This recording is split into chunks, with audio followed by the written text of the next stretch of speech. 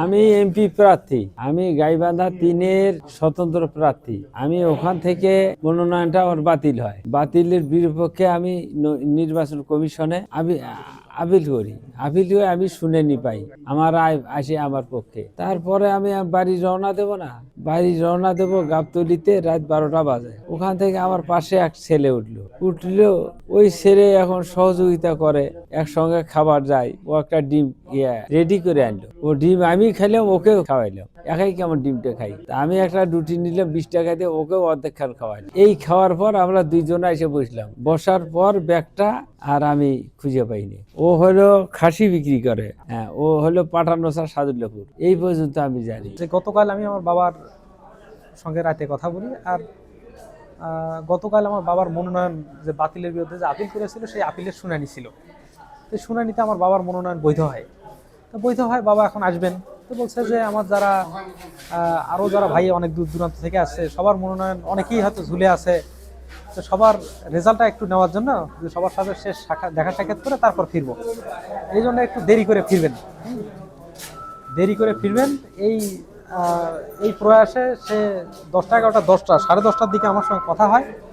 10:30টায় কথা হওয়ার পরে বলে যে আমি এখন 11টার মধ্যে গাড়িতে উঠবো, তাহলে আমি ভোরবেলা গিয়ে বাসার সামনে নামতে পারবো। তা এরপর আর কথা হয়নি। এরপর রাত 12:30টায় আমার বাবার সঙ্গে কথা হয়, মানে কথা হয় না, সরি, ফোন করে, আমি রিসিভ করতে পারি না, ঘুমাইছিলাম। সকালে উঠে সেই মিস কল দেখলাম, মিস কল দেখে যে ফোন কেন দিয়েছেন, কোথায় আছে সেটা জানবার জন্য ফোন করলাম।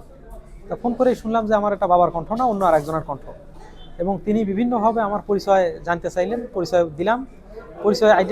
পরিচয় দেওয়ার পরে উনি বিভিন্ন অঙ্কের টাকা দাবি করেন, হ্যাঁ, বিভিন্ন হুমকি ধামকি প্রদান করেন যে আমার বাবাকে মেরে ফেলা হবে, হ্যাঁ, টাকা না দিলে মেরে ফেলা হবে, ইমিডিয়েট মেরে ফেলা হবে, এই অবস্থা। তারপর এক পর্যায়ে তাকে কিছু টাকাও দেই, মোটামুটি 2,500 টাকা, হ্যাঁ, অনেক লিঙ্গারিং করার পর 2,500 টাকা দেই। তা দেওয়ার পরে দেখি যে বাবার ফোন থেকেই আমাকে ফোন করতেছিল। তো বাবার ফোন শেষমেশ বন্ধ পাই। এই বন্ধ পাওয়ার পর থেকে তো আর ফোন পাইনি। হ্যাঁ, তা লাস্ট এখানে আসলে মানে একজন ক্যান্ডিডেটের বিরুদ্ধে অনেক ধরনের ঘটনাই তো ঘটে। হ্যাঁ, তা যাই হোক, এখানে কাউকে মেনশন করার সুযোগ নেই। হ্যাঁ, এখানে একটা হয়তো অপচেষ্টা চালানো হতে পারে, সেটাও হতে পারে। তবে এক্স্যাক্টলি বলতে পারছি না যে আসলে মানে কার ইন্ধনে, হ্যাঁ, কি ঘটনা, এটা আমরা সঠিক বলতে পারছি না। মডার্ন মোড়ে ট্রাফিক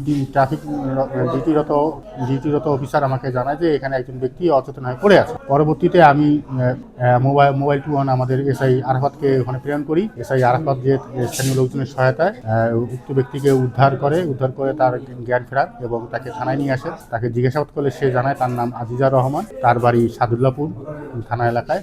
সে আসন্ন সংসদ নির্বাচনে একজন স্বতন্ত্র প্রার্থী, সে সাদুল্লাপুর পলাশবাড়ি ইউনিয়নের একজন প্রার্থী।